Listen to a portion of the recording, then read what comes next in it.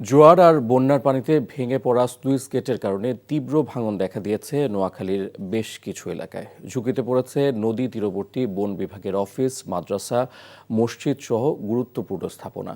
ক্ষতির মুখে পড়েছে কৃষি জমি, মাছের খামার ও কয়েকশো হেক্টর জমি। তীব্র ভাঙন দেখা দিয়েছে পাবনার বেড়া উপজেলার যমুনা নদীতে। ইমরুল কায়েসের ডেস্ক রিপোর্ট।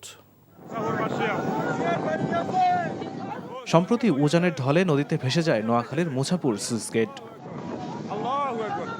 মুহূর্তে মেঘনা নদী থেকে জোয়ারের পানির তীব্র স্রোত আছড়ে পড়ে নদীর দুই পারে। ভয়াবহ ভাঙনে পড়ে বিলীন হয়ে যায় নদী তীরের ঘরবাড়ি, ফসলি জমি। স্লুইস গেটের ভাঙনে লোকালয়ে ঢুকে পড়েছে সাগরের নোনা পানি, ফলে নষ্ট হচ্ছে ফসলি জমি, মাছের ঘের। সব হারিয়ে নদীর তীরে আতঙ্কে রয়েছে এলাকাবাসী। বান্ডেল থাকলে প্রতি সেনমানিতে টাকা বাঁচবে। বিকাশ সেনমানি বান্ডিল কিনে জিতুন প্রতি লেনদেনে। স্থানীয়দের দাবি, দ্রুত স্লুইস গেট নির্মাণ করে ভাঙন রোধে কার্যকরী পদক্ষেপ নেওয়া। নদীর পাড়ে ঘর বাঁধার পরও এখনো আবার আতঙ্কিত আমরা, এখনো আবার ভেঙে আমাদের বাড়ির পাশে আসে গেছে। এই পর্যন্ত একান্তি 500 বাড়ি আমার উড়ে গেছে। উড়ে যাবার পর আমার এদিকে মানুষের ঘরে ঘরে রয়েছে, এইটাও আমার ভাঙি যাবার সম্ভাবনা, এটা থাকবার কোনো আশা নেই। জিওব্যাগ ফেলে ভাঙন রোধে কাজ করছে পানি উন্নয়ন বোর্ড।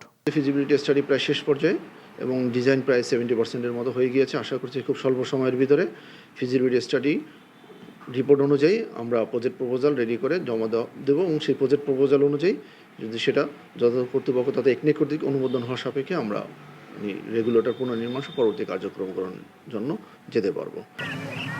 এদিকে অসময়ে হঠাৎই আগ্রাসী যমুনা নদী। এতে পাবনার বেড়া উপজেলার নতুন ভারেঙ্গা ইউনিয়নের বিস্তীর্ণ এলাকা নদীগর্ভে বিলীন হয়েছে। ভাঙন ঝুঁকিতে আছে পাশের নতুন বাটিয়াখরা, পায়না, রাকসা ও মরিচাপাড়া গ্রাম। স্থানীয়দের অভিযোগ, অবৈধভাবে নদী থেকে বালু উত্তোলন করায় যমুনায় ভাঙনের সৃষ্টি হয়েছে।